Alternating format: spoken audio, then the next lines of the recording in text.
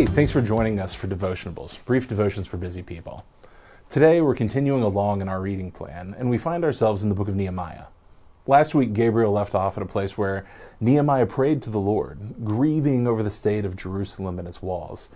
And Gabriel exhorted us to follow Nehemiah's example. Like Nehemiah, he encouraged us to see the need that's before us, to go to God in prayer, and then to get to work. And that is exactly what Nehemiah and the people did. Nehemiah returned to Jerusalem, he led the people, and despite facing opposition and conflict, they got to work, and they finished the walls of the city. In fact, chapter 7 tells us that the walls were wide and large in verse 4, but that the city was empty because they hadn't built any houses yet. At the very end of chapter 7, though, and in chapter 8, we find the people coming up from their homes outside of the walls and into the city. And when the 7th month had come, the people of Israel were in their towns. Chapter 8, verse 1 now. And all the people gathered as one man into the square before the water gate. And they told Ezra the scribe to bring the book of the law of Moses that the Lord had commanded Israel. So Ezra the priest brought the law before the assembly, both men and women, and all who could understand what they heard, on the first day of the 7th month. This wasn't just a coincidence that the people had gathered together. It wasn't just one of those nice days in the summer when everybody seems to want to get out and just happens to be at the park to enjoy the weather. This was the first day of the 7th month. And the tradition that the people had received all the way back in Leviticus is that that was a holy day.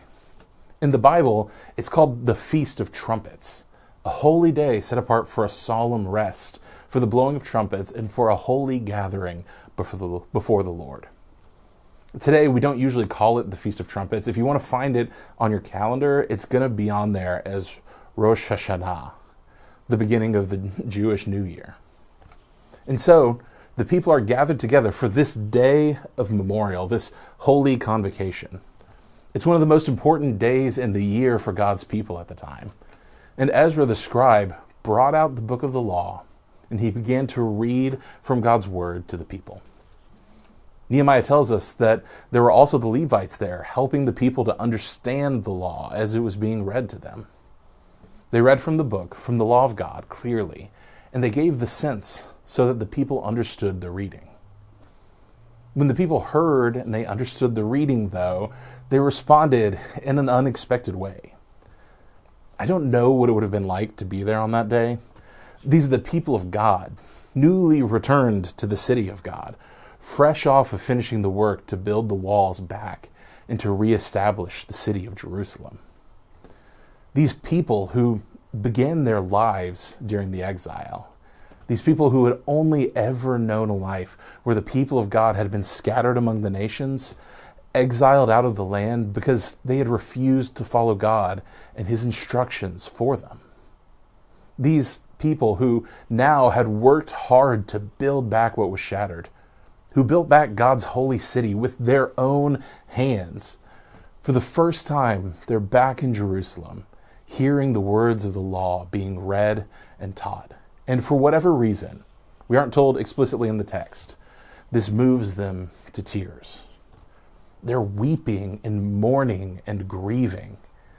Maybe they were mourning the lost years of exile, or mourning the state of things that as they were compared to what they had been before the Babylonians conquered the city. We don't know exactly what moved them to tears, but we do know what wiped those tears away. Nehemiah and Ezra and the Levites went to the people and said, "This day is holy to the Lord your God. Do not mourn and do not weep." Then in verse 10 they say, "Go on your way, eat the fat and drink the wine, and send portions to anyone that has nothing prepared. For this day is holy to the Lord. Do not be grieved, because the joy of the Lord is your strength." This is a reminder of what the people were supposed to be doing all along.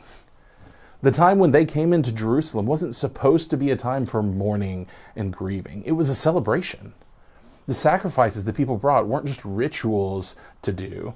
Deuteronomy had taught the people in chapters 12 and 14 and in many other places that their sacrifices were a celebration feast that they were sharing with the Lord. They were a sign of God's people living in a good, holy relationship with their Lord. And when the people gathered to rest and remember all that the Lord had done for them, it should fill them with nothing but joy.